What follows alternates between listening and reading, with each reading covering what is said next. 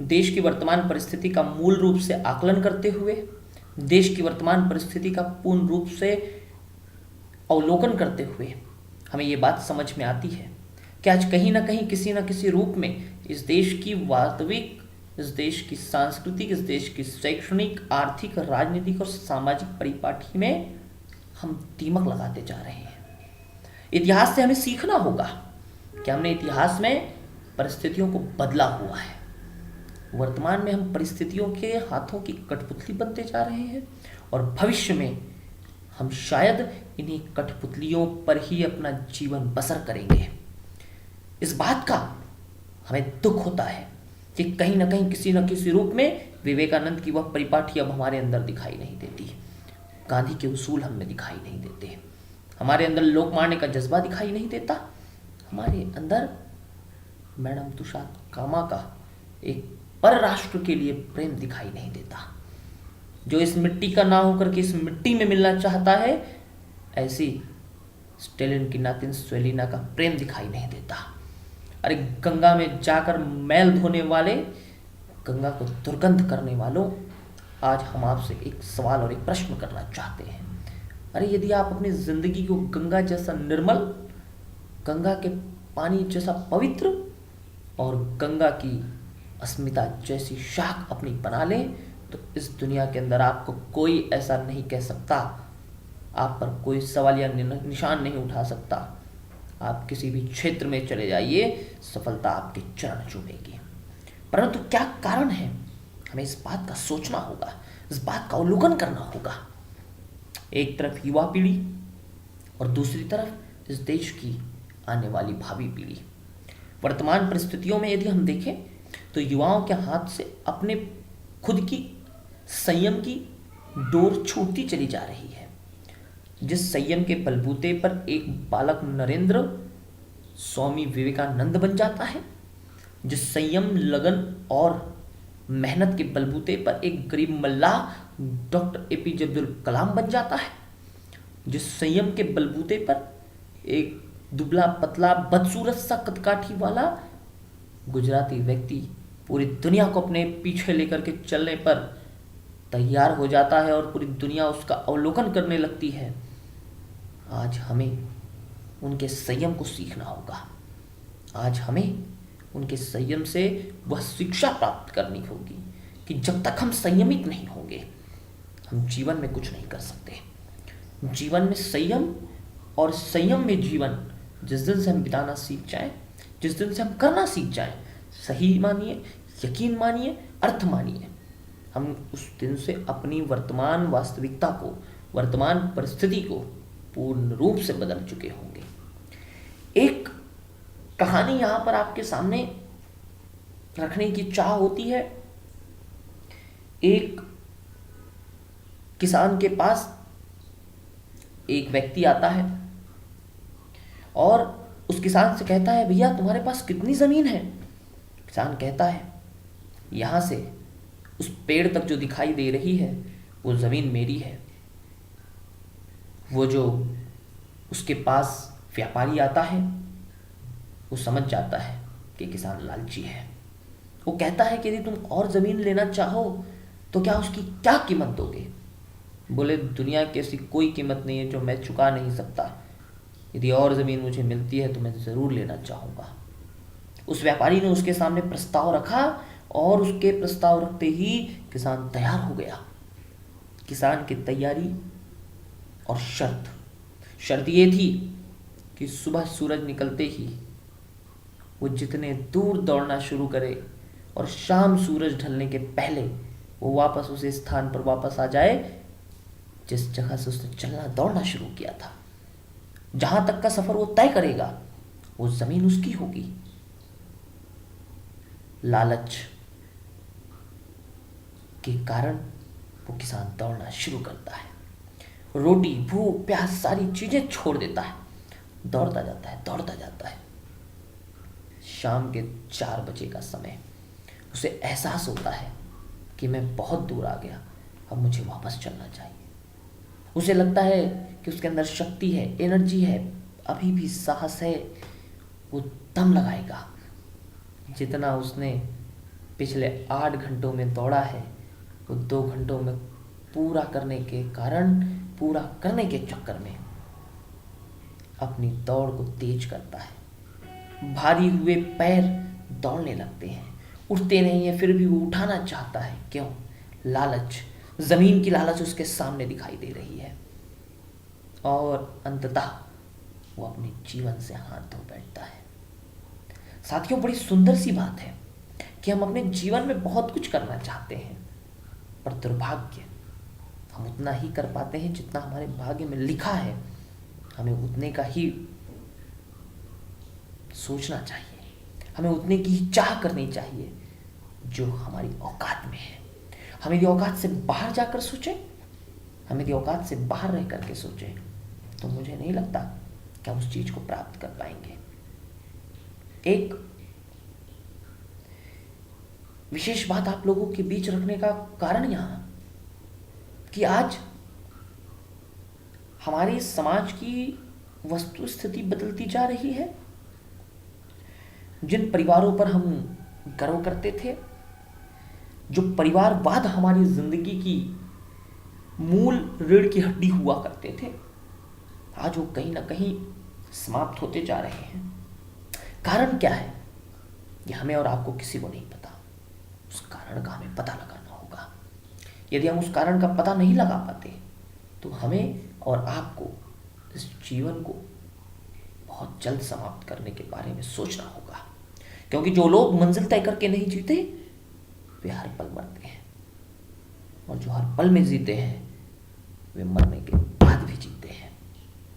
आप हर पल में जिए, आप हर पल का मजा लीजिए। बीता हुआ वापस नहीं आता, और कल का आज आप ले नहीं सकते। तो कितना अच्छा है जब हम सच्चाई से परिचित हैं, तब भी हम वैसे ही जीते जाते हैं जैसा और जी रहे हैं। औरों को देखकर माथा फोड़ने वाले हमेशा पछताते हैं।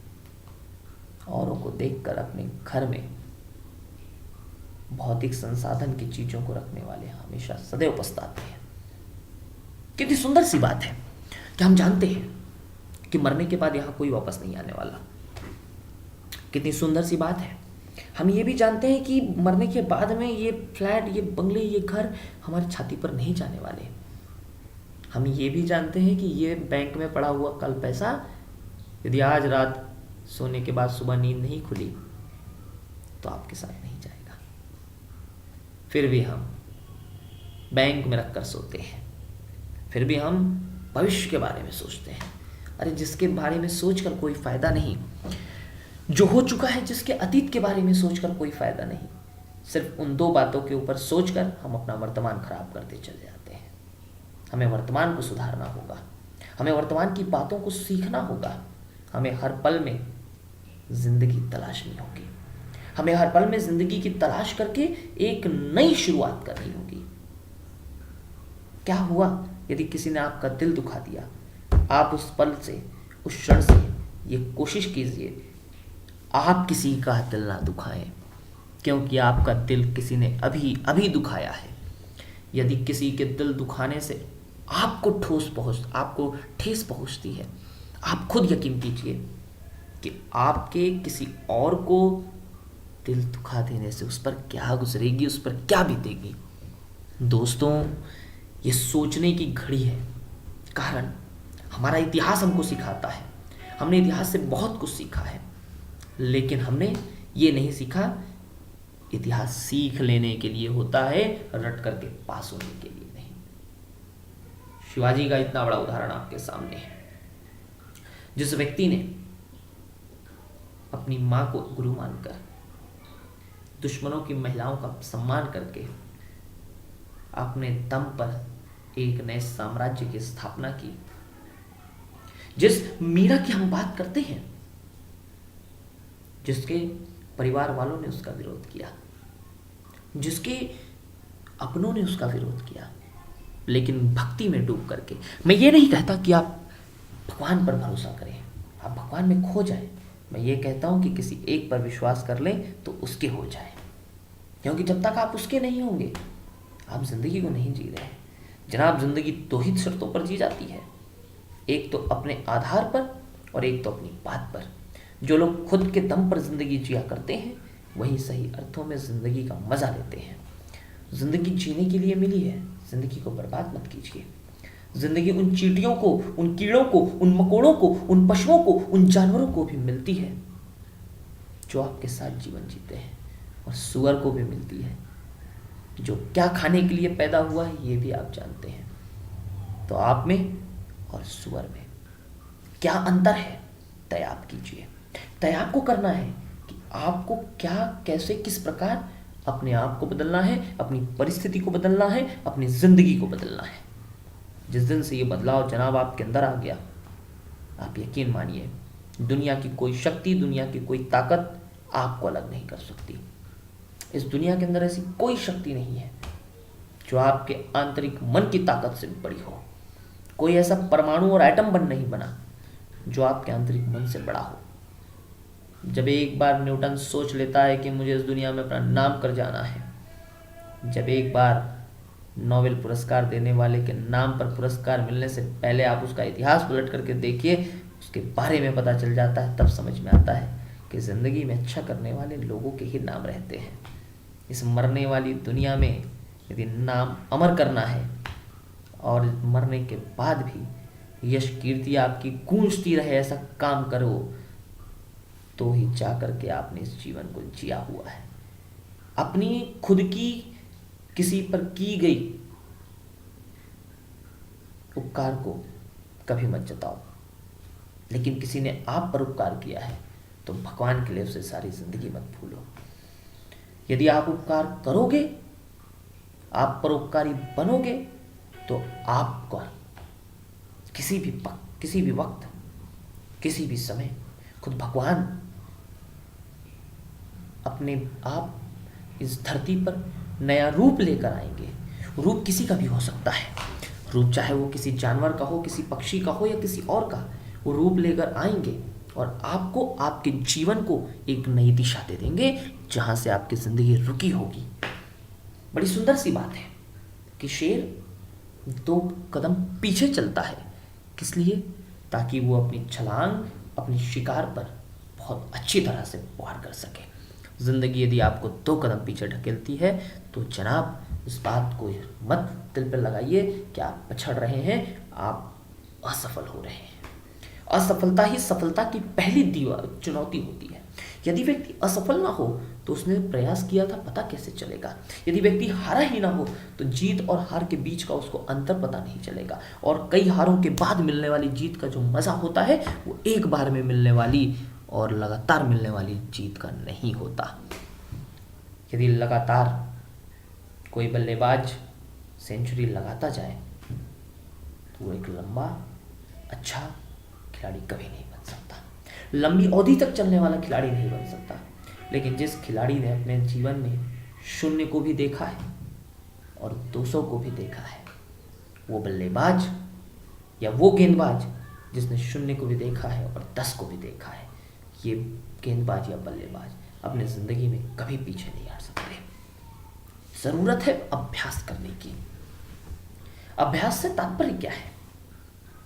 जीवन पर अभ्यास करें, जीवन की मौलिक बातों पर अभ्यास करें, जीवन में समाये हुए रिश्तों पर अभ्यास करें, जीवन में आए हुए लोगों पर अभ्यास करें।